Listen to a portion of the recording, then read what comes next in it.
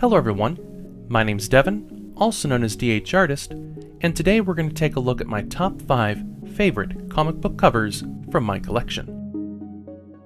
So not long ago, I was challenged to come up with a list of my top 5 favorite covers by Ricky over at All Sorts of Words. Now this was a tall order, but after a week and a half of sorting through my books, trying to figure out which ones could make the cut, I think I've got a list here that will be pretty nice to take a look at. But before we get started, let me give you a brief introduction to my channel. Here on my channel, you'll find a wide variety of books ranging from the 1940s to early 90s. When I set out to make a video, I like to dedicate it to a single issue and cover it cover to cover. That way, it could be used as a tool for collectors and enthusiasts alike to inspect a comic before either adding one to their collection or referencing it with one they already have. And it's a great way to document my collection. And if you haven't already, be sure to check out episode number 125, Captain America Annual number 1. It's a wonderful book, originally published January 1971. Of course, stories are written by Stan Lee, features wonderful Jack Kirby art, along with George Tuska, Dick Ayers, inked, of course, John Tartaglione, Joe Sinnott. You got some wonderful lettering by Artie Simic and Sam Rosen. It's a great book. The 5 stories that are featured in there that have Bucky Barnes and Batroc the Leaper are all from Tales of Suspense, and so they would be like 1965 basically is the year that they ran. And 3 of those stories are just chapters in one big story. It's a really fun issue, and I hope you check it out. Okay, now, without further ado, let's go ahead and jump into my top 5 favorite comic book covers. So the first order of business is to do a shout out to the 6 other YouTube channels that I'd like to see participate in this challenge.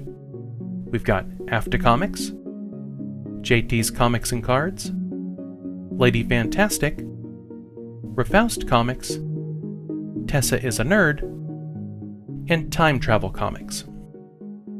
Now some of those channels are a little larger than others, so if they don't see this little shout out or this challenge, that's fine by me. I just want to kind of keep it going here in the hopes that at least someone will see it and want to participate. I'll put links to their channels in the video description below. I highly recommend that you check them out and support the comic book community in any way that you can. Now, let's start with my honorable mentions.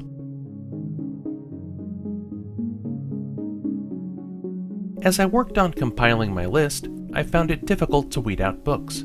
I started by looking over my comic book deep dive series, and of the countless issues that I've reviewed, these 2 stood out at me. But since I wanted to feature some original content, and not just harp on and on about my older videos, the honorable mentions list was born. So up first, we've got Fantastic Four number 21. Cover art by Jack Kirby, published in December of 1963.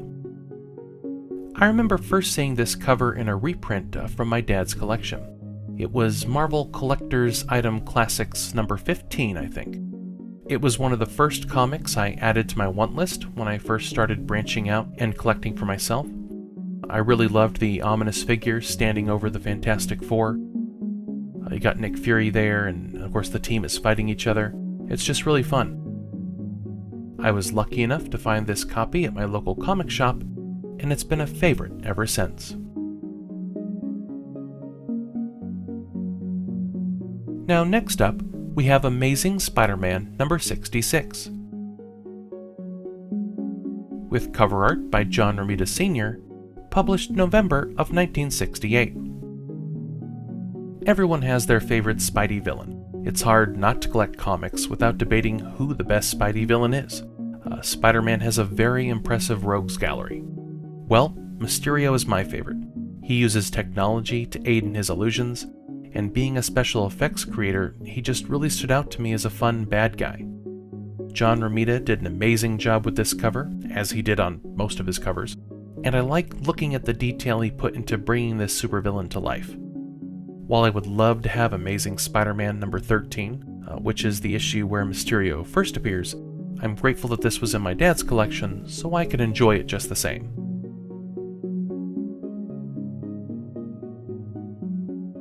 You can of course check out both of these issues on my channel.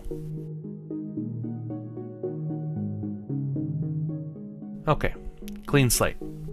I've got 2 more comics I'd like to share before we officially kick off the list, and they're both brand new to my channel. Starting off, we have Nick Fury, Agent of S.H.I.E.L.D. number 6. Featuring cover art by Jim Stranko, it was published in November of 1968. So as I pored over my long boxes, looking for issues that stood out to me, each one of the Fury books was cooler than the next.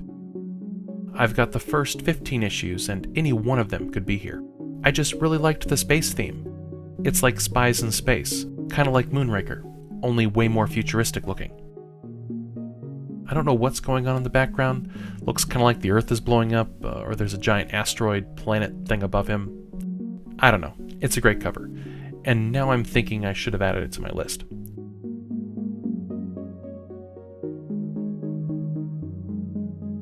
Moving on, for my last honorable mention, I'm going to shake things up a bit. Don't worry, it's nothing crazy. It's Marvel, but it's a current book from just a few years ago. I give you Iron Man number 2. Cover art by Alex Ross, published December of 2020. So while I collect and hunt down Bronze, Silver, and Golden Age books online and at my local comic shop, I've also set up a pull box there for new releases. For those of you unfamiliar with a pull box or pull list, it's just the term comic shops use when you subscribe to monthly issues.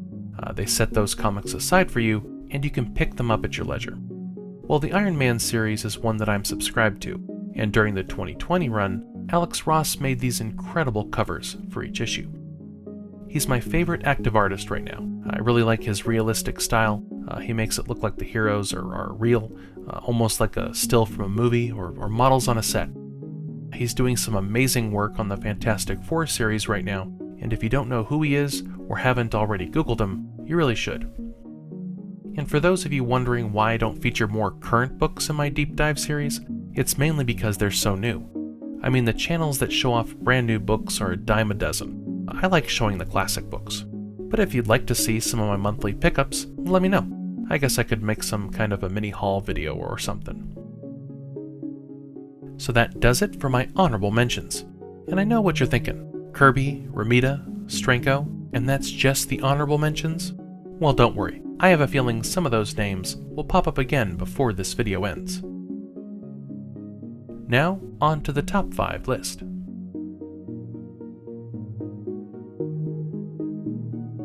Coming in at number 5, we have Sonic the Hedgehog number 57. Cover art by Patrick Spazante, published April of 1998. Now, growing up, I wasn't interested in the 90s Marvel DC. Of course, knowing what I know now, I could have picked up more Todd McFarlane, Jim Lee, and J. Scott Campbell books, hindsight being 2020 and all. But anyway, my first video game console was a Sega Genesis, and I played Sonic 2, 3, and Sonic & Knuckles all the time. So naturally, the comic I was drawn to was Sonic the Hedgehog. I can still remember sitting at the kitchen table with my friend Chris, recreating the covers and drawing our own Sonic pictures, using this and others to draw inspiration from.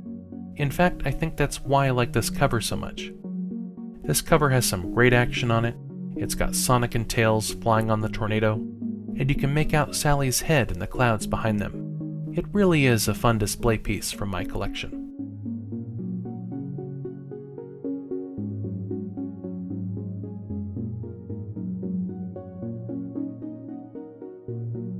Alrighty, moving right along to number 4, we've got Iron Man number 19. With cover art by George Tessa, published in November of 1969. If you haven't already guessed, Iron Man is my favorite Marvel hero. I was a big fan of the 1994 cartoon series on Saturday mornings, and Robert Downey Jr. blew the box office away with the premiere MCU film. Now, he's had a lot of cool covers over the years, and I could make an entire video just flipping through them. That's why I picked the Alex Ross cover just a little bit ago.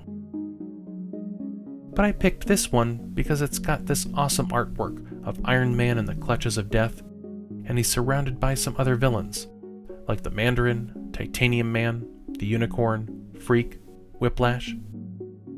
It's just different, and highlights a nice variety of villains, which is why it made my top 5.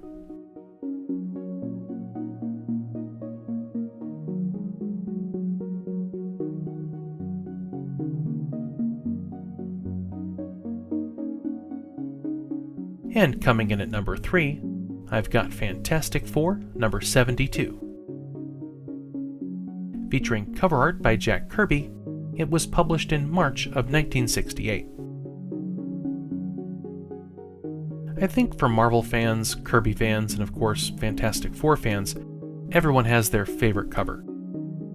This is my favorite Fantastic Four cover because it has the Silver Surfer front and center, and you can see the Watcher silhouetted in the back. And in typical Kirby fashion, the galaxy and cosmos behind him is bursting with Kirby crackle.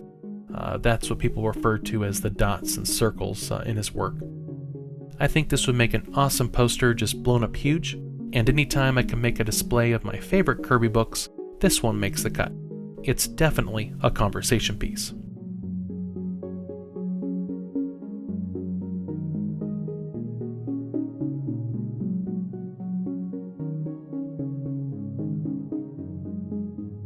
Coming in at number 2, we have Amazing Spider-Man number 84. Featuring cover art by John Romita Sr., it was published in May of 1970. Now I picked this issue up in December, and honestly I think it's my favorite Romita Spider-Man cover. Please be kind in the comments section. So when you think of Spider-Man covers and search on eBay or at shows, so many of the iconic images that come to mind fall between issues 39 to 78. They then pick back up with issue 96 and those 3 issues that didn't have the Comic Code Authority's approval, and you hardly ever see, like, issue 80 to the early 90s, and that's why this one jumps out at me.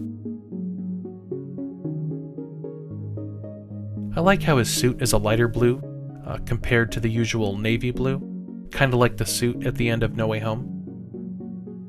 And you've got the Kingpin pulling the rug out from under him. It's just really an interesting action shot and a great cover.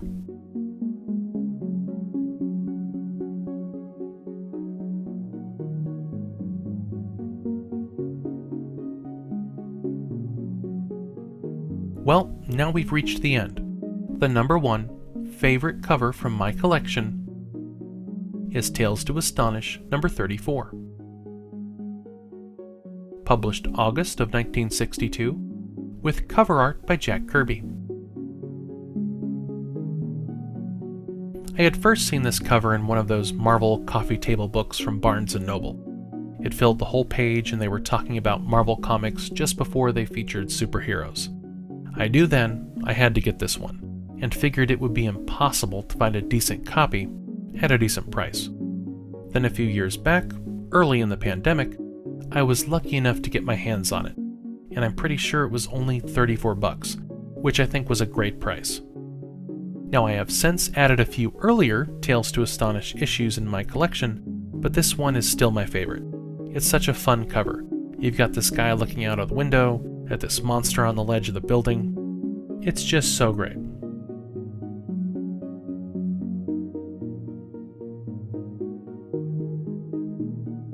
And there you have it, my top 5 favorite comic book covers for right now. I'm already making a new list. Please like, subscribe, hit that notification bell, and follow me on all my socials. I'm on Instagram, TikTok, Reddit, and Facebook. Thanks guys. Have a great rest of your day.